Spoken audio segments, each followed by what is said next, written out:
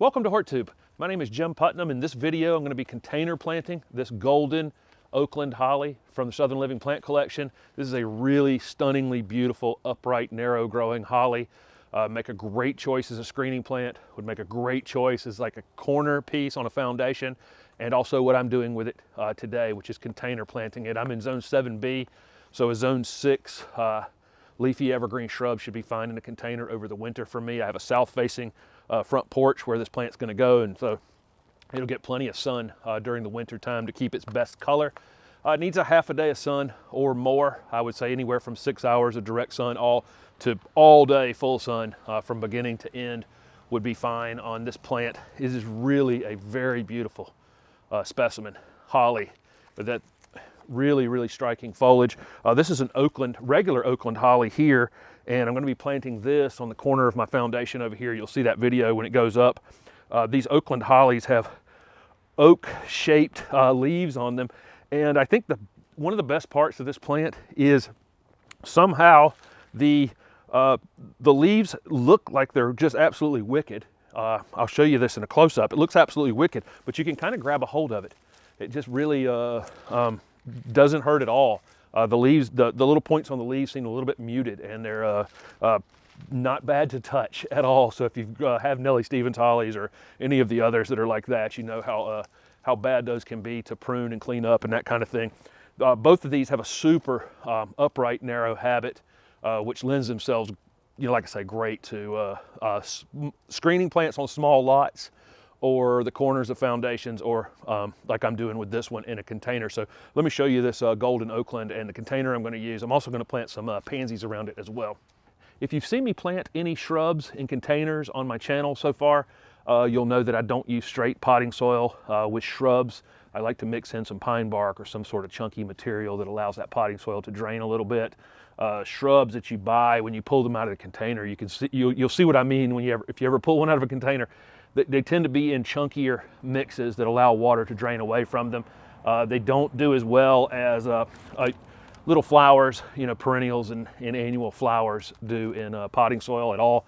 So I'll use about 2 parts potting soil and 1 part bark, and just mix that into my container.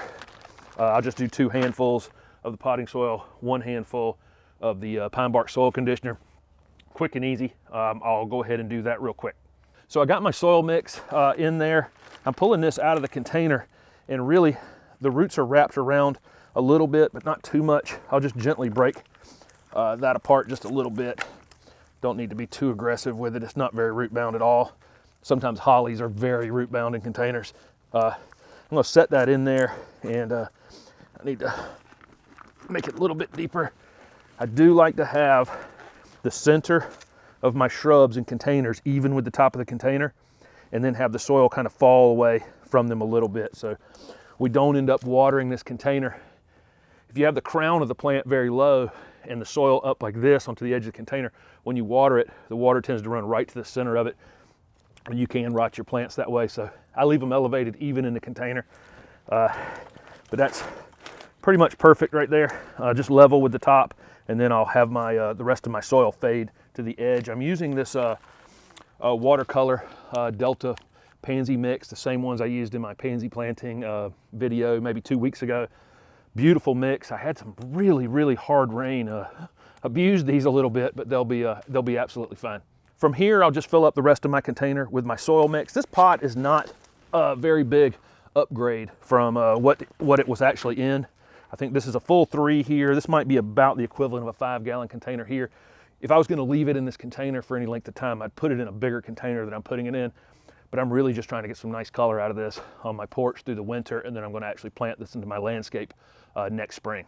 So this Golden Oakland Holly looks really great, especially in this black container. There'll be a few nights in January I'll probably protect this plant. I'll probably put it in my garage because I don't want it to stay frozen solid for several days in a row. Usually we have a week like that in early January in my area. But other than that, it'll be perfectly fine, especially protected up near my house. Just a beautiful plant. This is a super low maintenance variety.